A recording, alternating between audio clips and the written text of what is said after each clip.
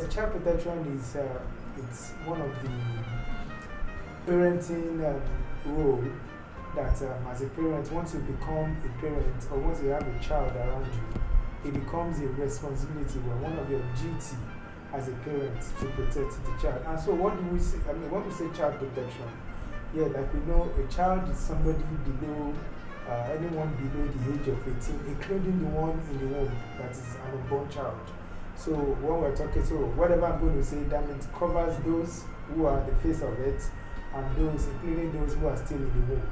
So when we talk about protection, we're talking about protecting those below the age of 18 from all forms of abuse, violence, exploitation, maltreatment, or protecting them from situations that could hinder their education, that could hinder their development, that could alter the ways by which they relate in the society, that could affect their growth in life, that could affect the relationship between themselves, I mean, even within themselves and then among their peers as well. So, when we're talking about child protection, we're talking about everything that you need to do to ensure that a child does not fall victim of violence or a fall victim of harm. And in case if the child falls victim, then those things that those steps that you also take to ensure that the child receives adequate support.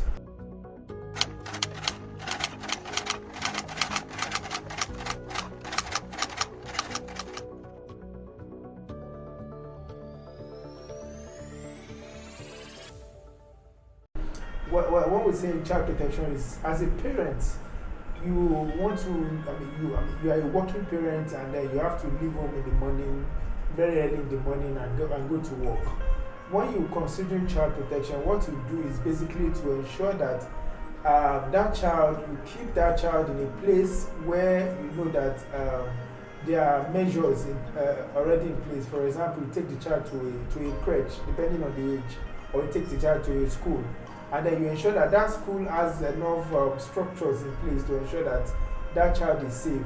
And you don't just take the child there and put the child there. You also try to check and see and maybe make calls at intervals if it is allowed in that school. Or maybe you leave your number so that if there is any situation, they could easily reach out to you.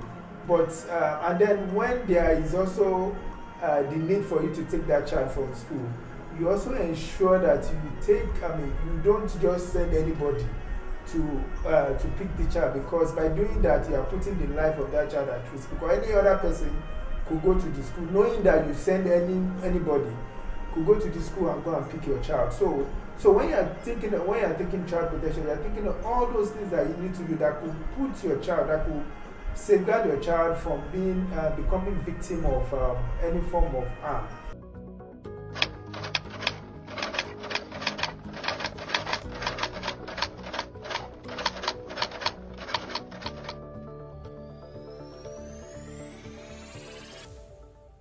If as a parent you quarrel with people, then you are also exposing that child to risk as well, because it means that when you are not around there, that the people that you have been quarreling will be violent or will behave in an inappropriate way towards your child.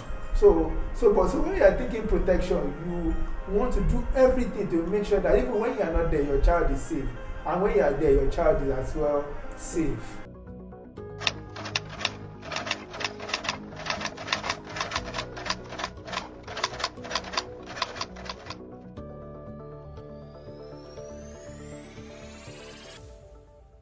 Every step you take, the places you put your child to, you ensure that those places are places where your child is safe. And then you have to take cognizance of your child's action towards those places.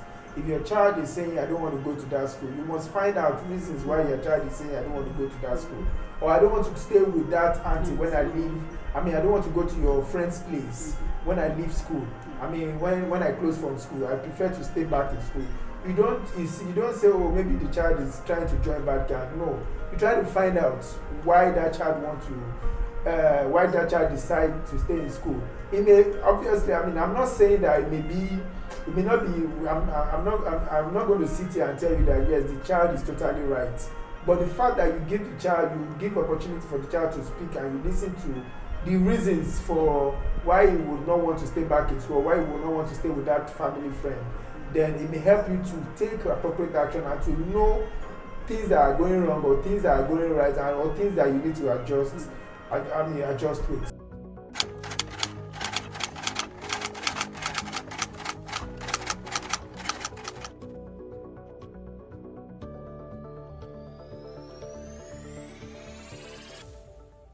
When we are thinking protection, you want to ensure that your child is your first priority. You are not looking at your husband, you are not looking at your wife, you are not looking at your uncle, you are not looking at your neighbor, you are not looking at what's going to be suitable today. You are looking at what is going to be suitable to that child, to that person, because he or she is your primary responsibility. Because eventually, when you don't lose focus of that, then it allows you to take actions or to take steps that will protect that child. And so when you are relating with other people, when you are relating with the child, when you are carrying out actions, when you are doing this, when you are telling people stories, you want to be sure that things that you are doing are things that will not expose the child to harm.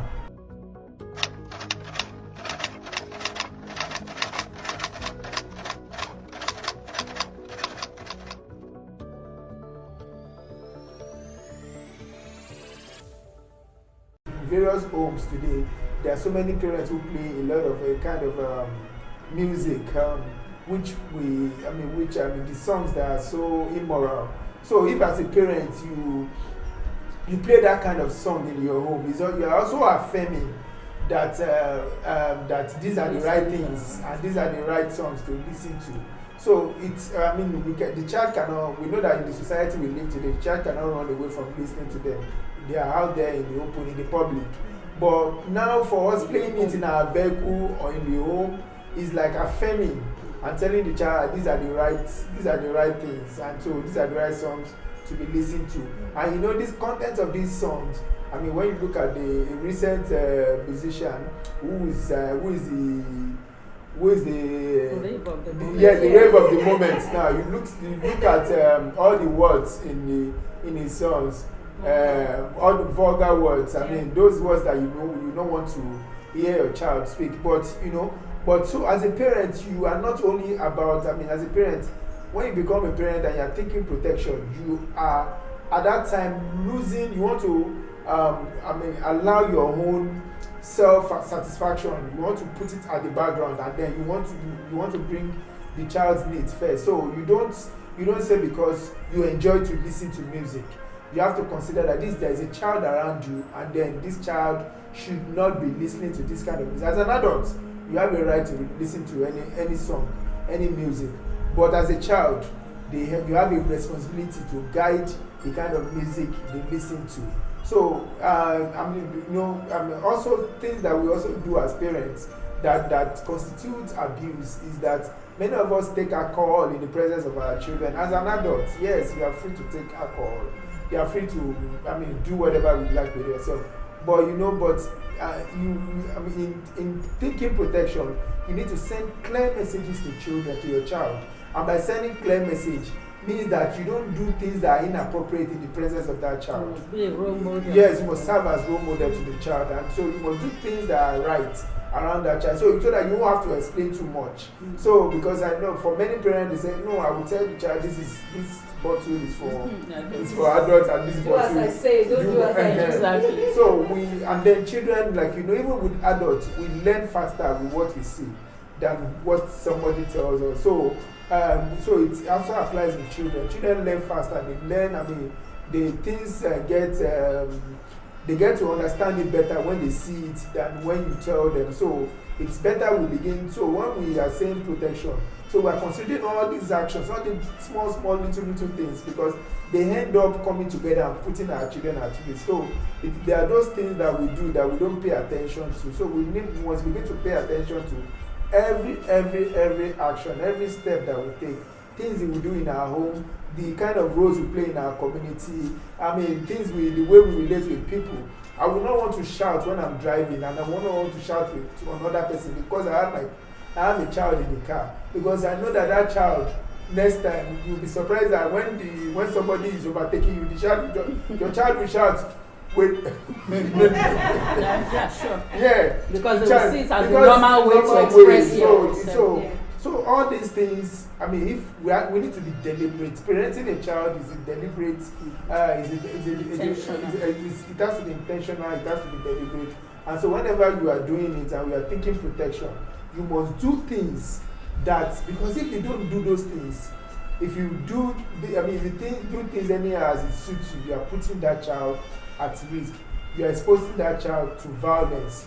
You are allowing your child, when you allow your child to watch movies that have sexual content, you are even abusing the child already by yourself. So you don't wait until abuse does not start when another person comes and touches your child. The moment you expose your child to sexual content, you as a parent, you are also abusing your child. So we must take cognizance of these things. And so if you want to keep your child safe, if you want to ensure that your child is protected from abuse, violence, and exploitation, if you don't want anyone to maltreat your child, if you want your child to have the right knowledge, and I mean things that are right and things that are wrong, then you must be conscious of things that we do in the home, in the community, and even within the family.